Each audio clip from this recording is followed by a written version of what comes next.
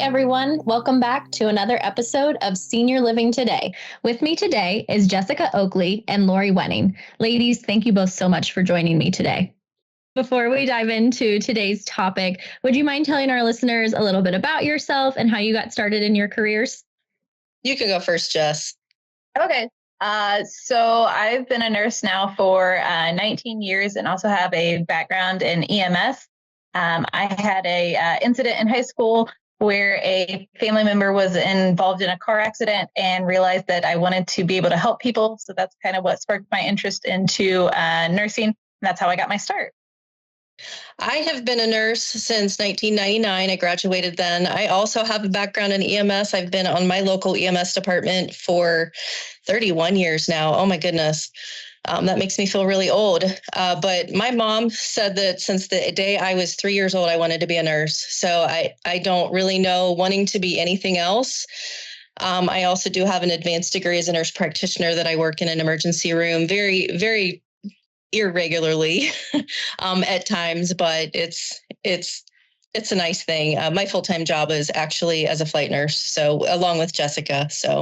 Well, I think given both of your backgrounds, you are the perfect guests for today's topic. So we are going to be discussing wellness tips, including mental, social, emotional, and physical wellness, and why overall wellness is so important for the older adult population. Having a strong foundation is a key factor in health and well-being, and that means that we're having a healthy, active lifestyle, positive nutritional habits, proper hydration, suitable exercise routines, and a good night's sleep. So there's a lot of different aspects that go into maintaining that health and wellness overall. The first thing I want to talk about with our listeners today is the benefits of healthy nutrition and staying adequately hydrated. So are there some tips that you have that you can share with our listeners to help support their healthy nutrition and hydration habits?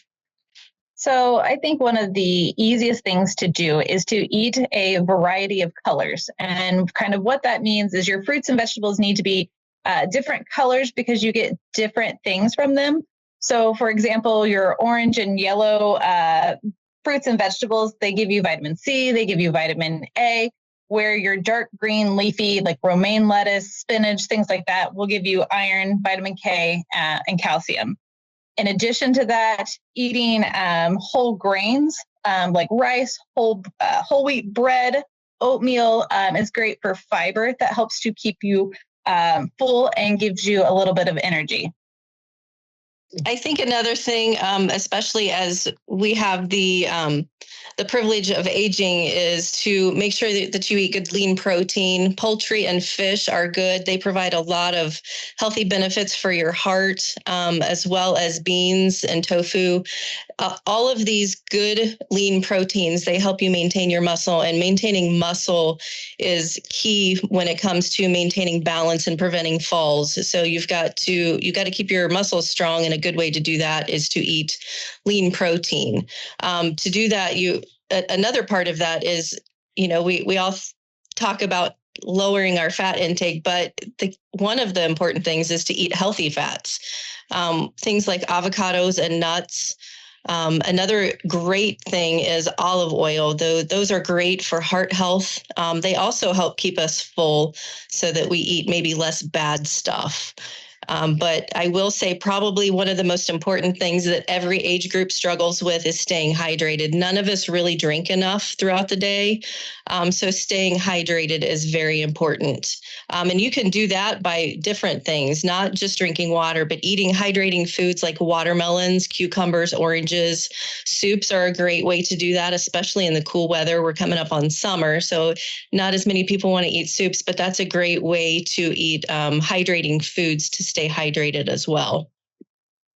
So another thing that we know that's important in maintaining our physical health is incorporating an exercise routine. This can also help to improve cardiovascular health, muscle tone, and joint mobility in older adults. It can help with strength, flexibility, and balance, all of which are important to maintain as we're aging. What are some tips for older adults that might be looking to incorporate exercise into their daily routines? So I think if you don't have an exercise routine, that's something you want to kind of start slow, make sure that you have the permission of your doctor to start a routine.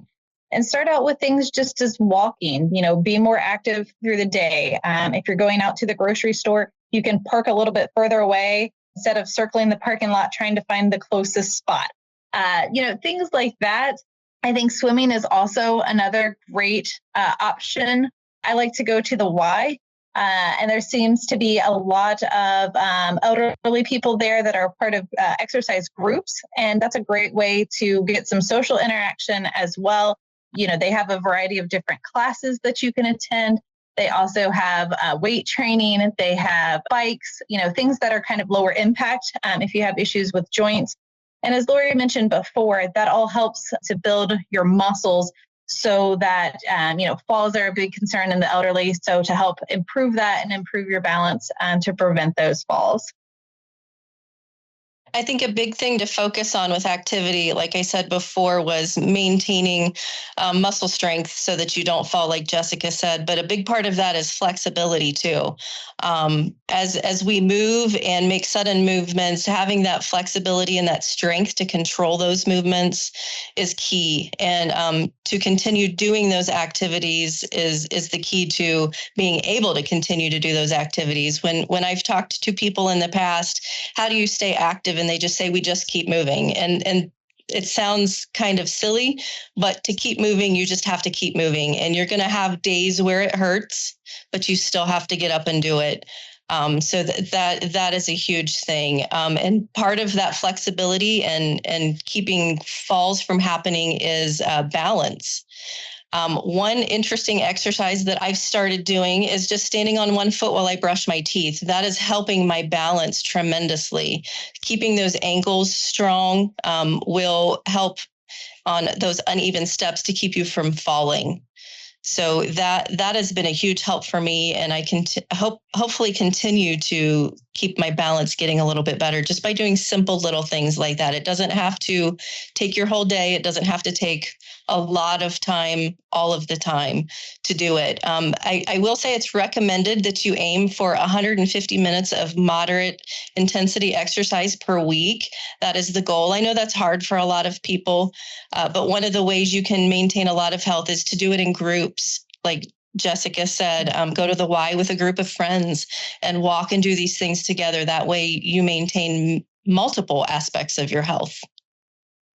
Yeah, and a good way to know if it's, moderate exercise is you should be focusing on, can I do whatever activity that is, bicycling, walking, things like that. Can I still continue a conversation? Your heart rate should feel up a little bit. You may feel a little breathless, but you should still be able to carry on a conversation. And that's kind of where you're at the target area. If you're to the point where you're unable to talk, you need to probably tune it down just a little bit so you can not overdo it. Yeah, I think that's great advice because I also think a lot of people do get overwhelmed by thinking about incorporating an exercise routine into their daily life. But it does sound like there are some small changes that everyone can make that can have a big impact on health and wellness for them. So another important factor in staying healthy is getting enough sleep. So the National Institute of Aging actually suggests that older adults need around 7 to 9 hours of sleep each night. And that if you don't get enough sleep, there might be side effects such as irritability, having memory problems, feeling depressed, and can even have an increased risk of having falls or accidents. So what are some tips you can share with our listeners for creating healthy sleeping habits and trying to aim to get that adequate amount of sleep each night? Sometimes this is tough. I know it's tough for me personally to get 7 to 9 hours. That takes a lot of your day. Mm-hmm. But some important things to think about when you're talking about sleep is when your body's trying to heal itself. If you don't get enough sleep, your body heals while you rest. Your body and your mind, they heal while they rest. So this is very, very important.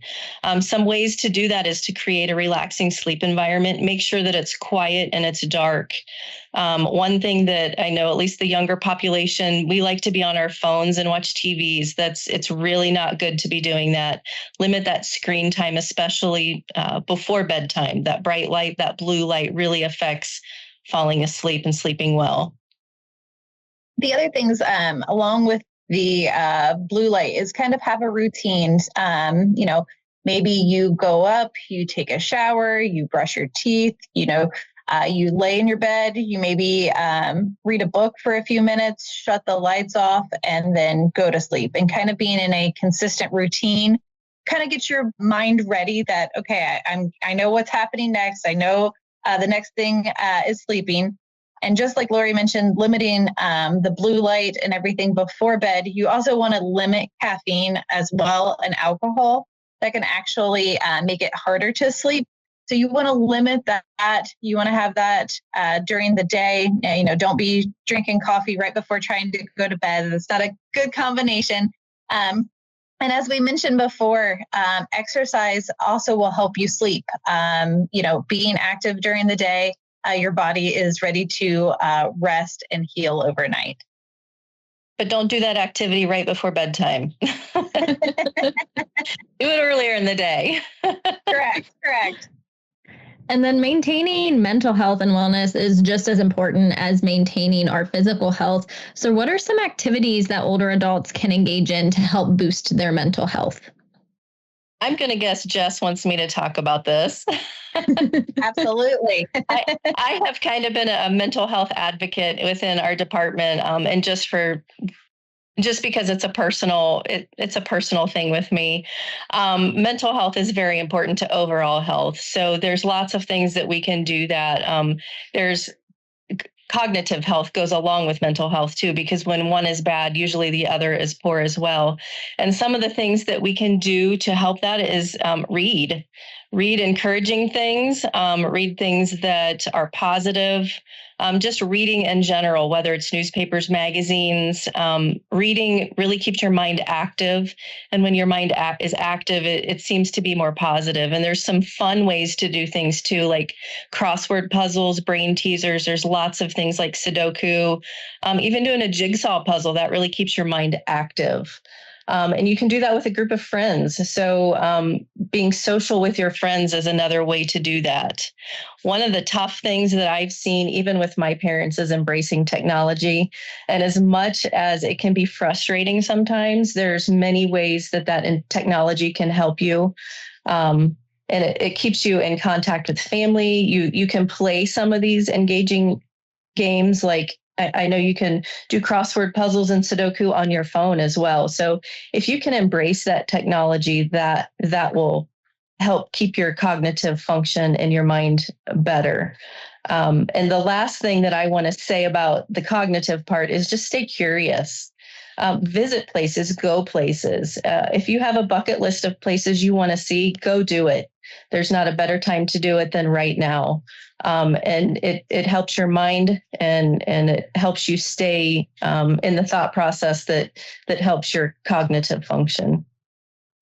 Yeah, and I'll echo Lori in saying, stay curious, learn about different topics that you maybe don't have experience with. And you can do that in a variety of ways. If you're not able to get out, there's podcasts on all different types of topics and interests. My son and I were driving last night and we were listening about ancient Egypt, and then we went to World War II, and everything is so readily accessible nowadays at your fingertips. You can have such a variety of different topics to learn about, and that keeps your mind engaged. And I learned things that I didn't realize. We were learning that the Egyptians invented toothpaste. So those fun facts, keep your mind active. And then, as Lori said, embracing technology. And a good way to include that is if you have grandchildren or children, that gives you time to kind of interact and bond over that. Have them show you. I know my kids still show me things on my phone and they think it's hilarious, but I learned something, and you get that interaction with somebody else as well. Absolutely. And I think emotional wellness is something that kind of goes hand in hand with our mental wellness. So do you guys have any advice for our listeners on tactics to help deal with emotional wellness? Oh, there's lots. Go ahead, Jess. Sorry. I was going to say there's lots of resources available. I think one of the realities of aging is that you tend to lose people.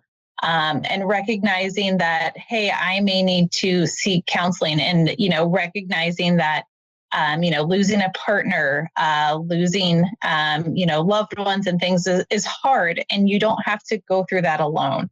And that you can seek out, join a support group, talk to a counselor, be involved as much as you can and get the help that you need. You don't have to suffer alone. So get that help if you need it. Absolutely. There's lots of ways to do that too. Just even being around your family, staying connected with people that you love, whether it's family, friends, if you're involved in a church community, those are great places to find some of those resources. They are usually very helpful about that. I think another fun way to do that is if you like to paint or you like to write or you like music, use those things to your advantage. I know me personally, I love music.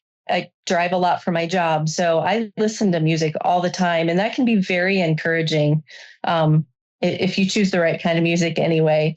So I think all of that helps your emotional well-being, and just in general, find those activities that you enjoy, because if you find something you enjoy, it's going to help all aspects of your body, your physical part, your cognitive part, your emotional part.